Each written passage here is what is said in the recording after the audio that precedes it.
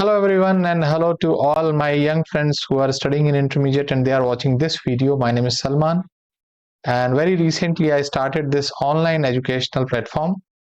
Today I'm going to discuss a topic from mathematics, and topic is from coordinate geometry.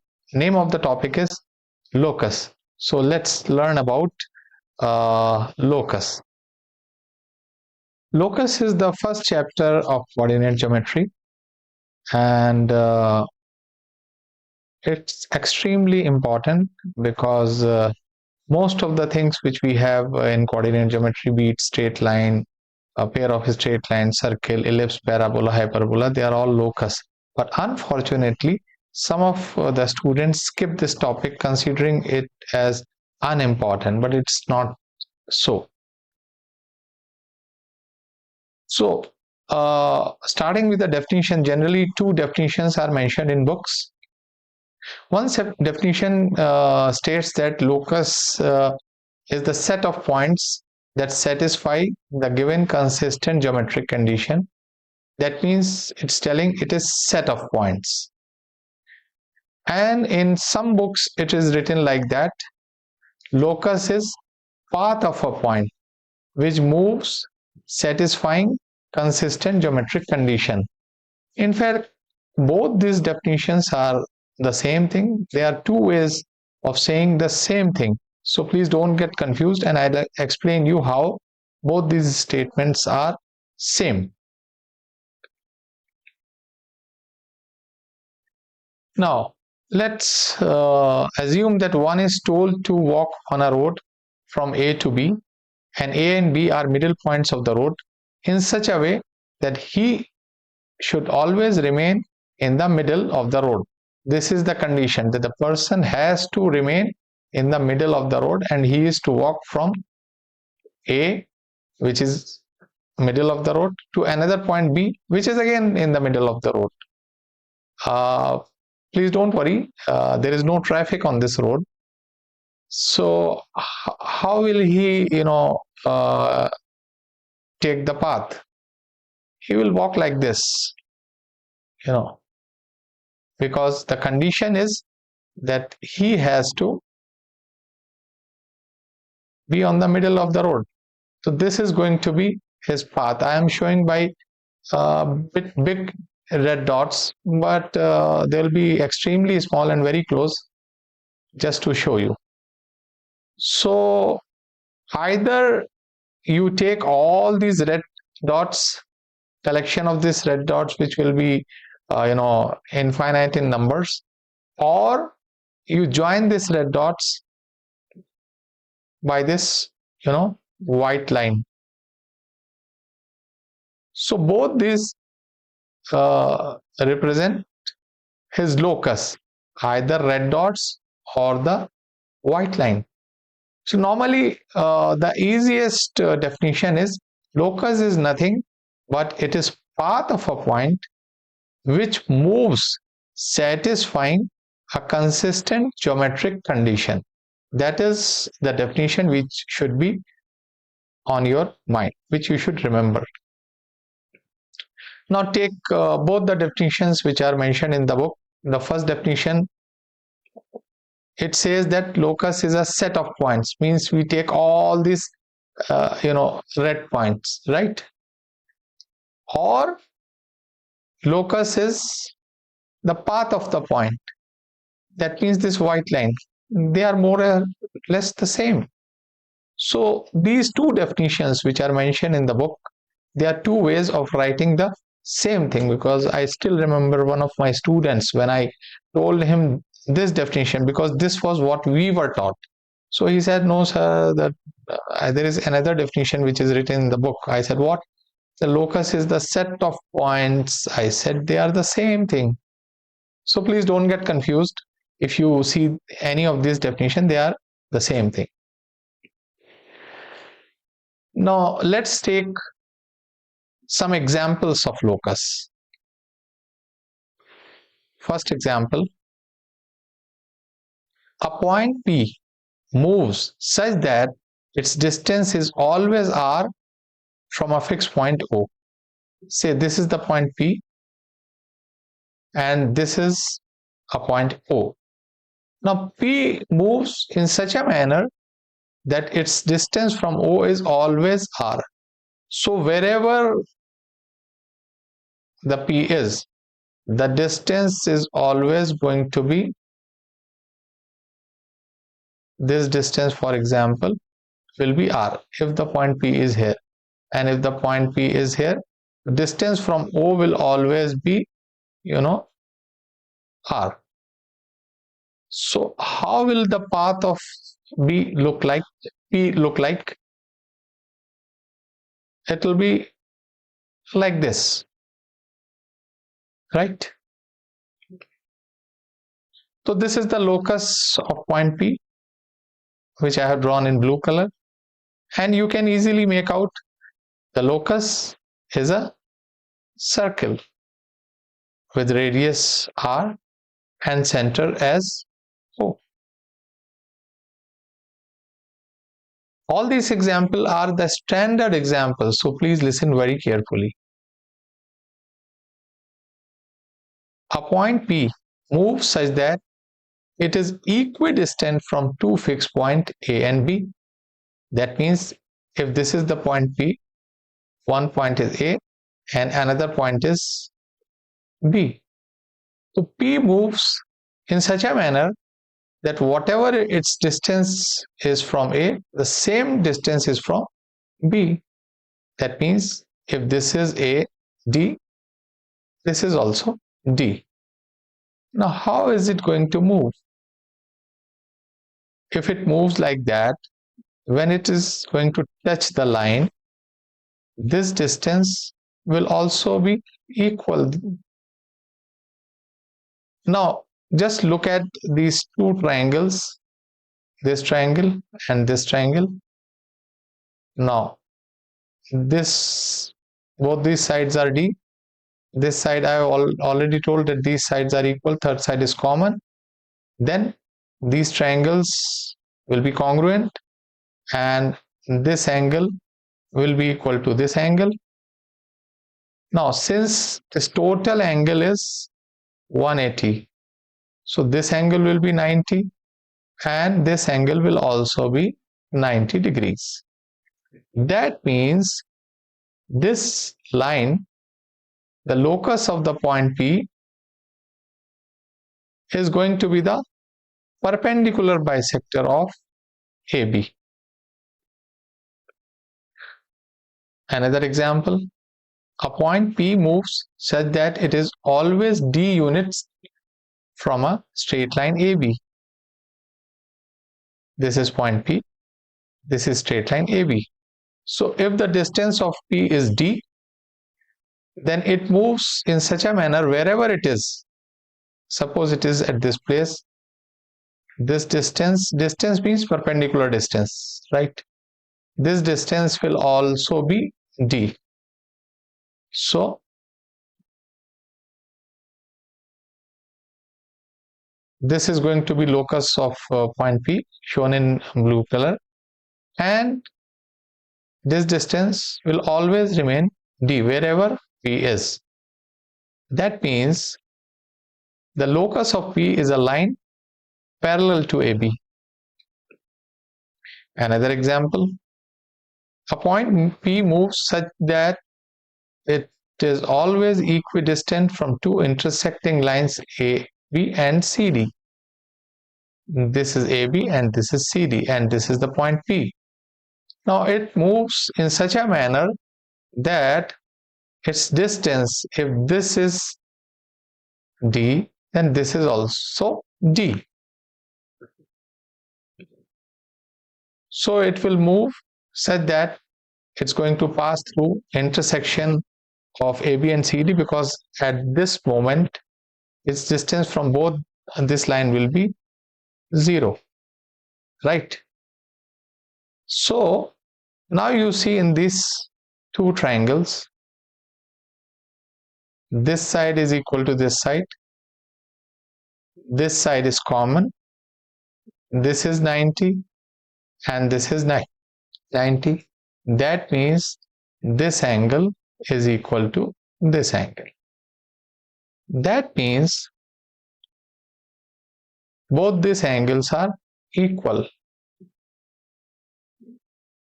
Here we can easily make out that these will be two lines, because one is this angle and the other angle is this, right?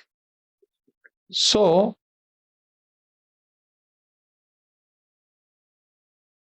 this is the locus of point P, and the locus of point P, what is the locus of point P called? Just pause this video and think. Locus of P are the angular bisectors of AB and CD. Another example, a point P moves such that its sum of the distances of two foci point is constant. This is point P and this is F1, this is F2. Foci is the plural of focus, and why are we naming this as focus? I'll just tell you. What is said that P F1 plus P F2 is always constant, right? So this is a very particular case. So point P will move in such a manner, and this will be the locus of point P. Can you identify this curve?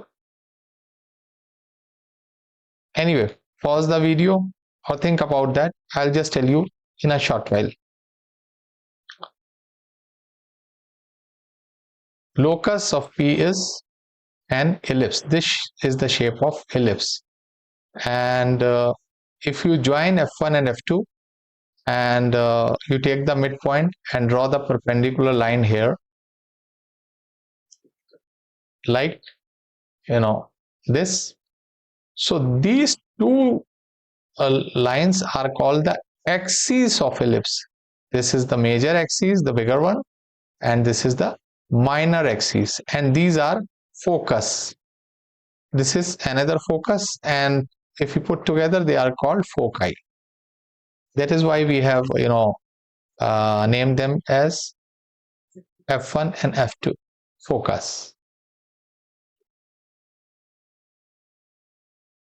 Another example, a point P moves such that it is equidistant from a fixed point and a line.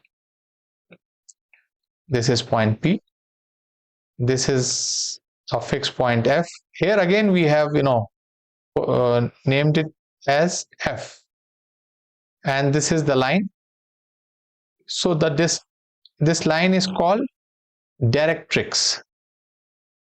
So the distance, that is perpendicular distance from directrix, is same as the distance from F, means both these distances are same. So how is P going to move? Just from F, draw perpendicular on directrix. When P passes, touches this line, it's going to touch at the midpoint, so that this distance and this distance is equal. So its movement is going to be something like this. Let's draw it properly. Can you identify this shape? Locus of P. The shape is called parabola. So I think we have discussed all the standard cases which are taught in intermediate from locus point of view. Now, what are the steps required to obtain equation of locus? Because generally we never draw the curves, we write it their equations, whether it's a straight line or it's a pair of straight line or it's a circle, ellipse, parabola. So, and these are all locus. So how do you obtain the equation of locus? So following are the steps. The first step is consider a point P xy on the locus, that is on the path. Then second point is write the geometric conditions. What geometric condition is the point fulfilling while traveling? Then convert the geometric condition into algebraic condition. And step number 4 is simplify the equation and ensure it is free from radicals. Radicals are, they should not be having under root or power of 1 by 3 or something like that. So it should be free from all these radicals. So these are the 4 steps. Let me again repeat. Consider point P on the locus, write geometric condition, convert it into algebraic condition, and simplify by removing the radicals. It will be more clear with the coming examples. Let's take a very simple example. Find the equation of the locus of P, which is at a distance of 5 from -2 and 3. Now, let x, P, we'll say x and y, be any point on locus. This is your first step. You need not write like this, first step 1 and 2. I'm just telling you to explain. Second is geometric condition. Now, distance of P from -2, 3 is equal to 5. This is the geometric condition. Now you have to translate this into algebraic form. Third, now what is the distance of P from -2, 3? Under root, very basic formula of coordinate geometry, x plus 2 whole square plus y minus 3 whole square. This is equal to 5. Now fourth, you have to remove the radicals. Say this is expression 1. So you have removed radicals from this expression. So what do? You just square it on both sides, because it's very simple here, but in some of the equation you need to work a bit more. That means on left hand side will become x plus 2 whole square plus y minus 3 whole square. This is equal to 5 square, which is 25. That means x square plus y square plus 4x minus 6y plus 4 plus 9 is equal to 25. That implies that x square plus y square plus 4x minus 6y is equal to 25 minus 13, that is equal to 12. Let's check what is the answer. This is the answer. This is the equation of locus. A very simple one, but enough to clear any doubts. So I have written step 1, 2, 3, 4. You need not write like this. You just can start from this, and the geometric condition also just keep it in your mind and write in this algebraic form, right? Or you can write this also. It's up to you. Now we take one more example, and in this example there is a small trick. That is the reason why I am discussing this example.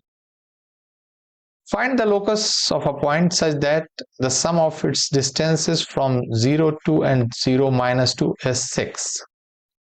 Now, first is let x, p, x and y be any point on locus. Now, what is the condition? That sum of the distance of xy from this and this is always 6. That means under root x minus 0 square, that means x square, plus y minus 2 whole square, plus under root x minus 0 is again x square plus y plus 2 ka whole square. That is always equal to 6. So here the geometric condition has been translated into algebraic one in the form of, say, equation 1. Now what we said, that we have to remove the radicals. Now in this equation 1, if you just square it, what will happen? You will get this term, square will be removed, then again this term, square will be removed, then you will get a product of these two in under root, and here you will get how much? 1, 2, 3, 4 terms, and here 4 terms.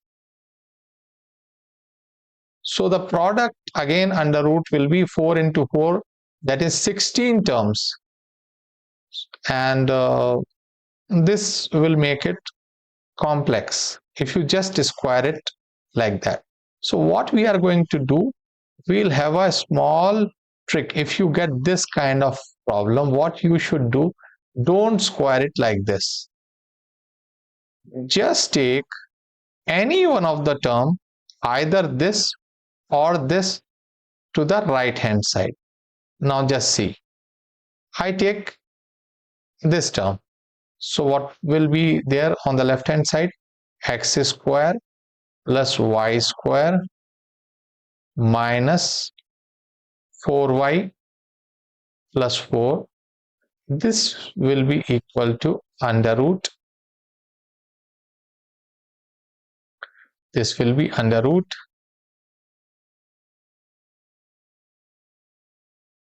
minus of this x square plus y square plus 4y plus 4 and plus 6, or you can write 6 on this side, like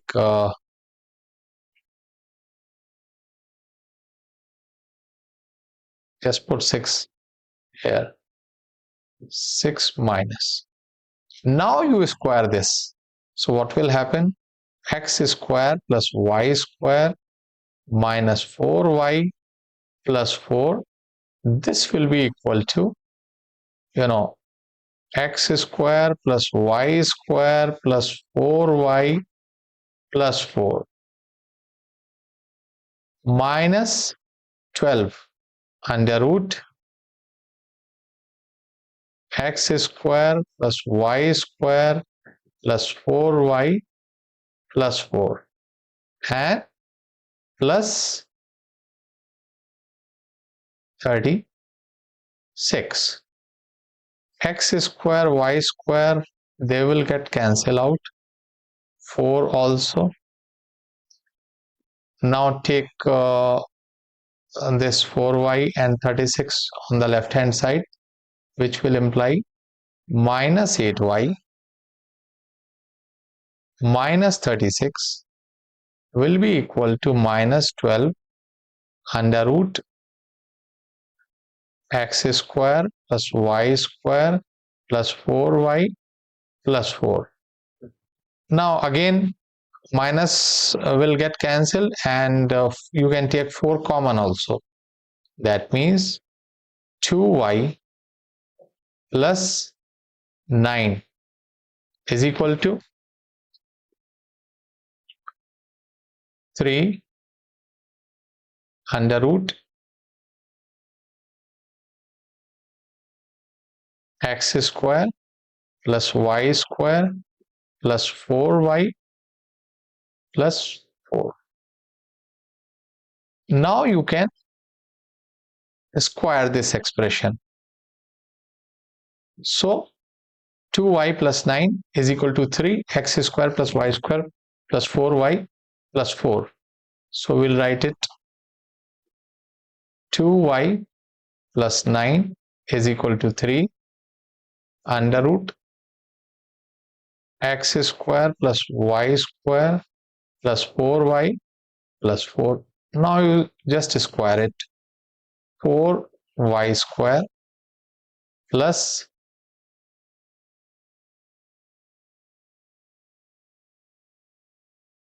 36y plus 81. This will be equal to 9x square plus 9y square plus 36y plus 9 fours are 36. 36y will again get cancelled out.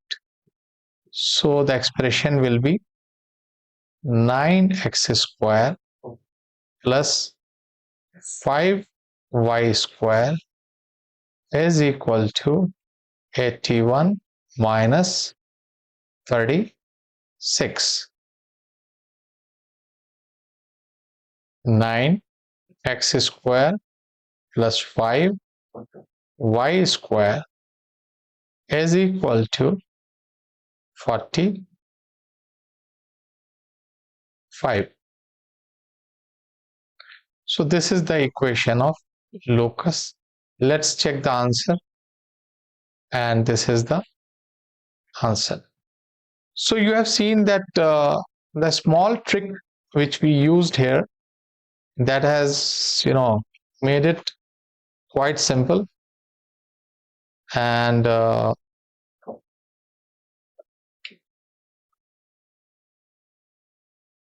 that's all which is there in locus. So I hope the concept of locus is clear to you and you enjoyed this video. Thanks for watching this video. Have a nice day.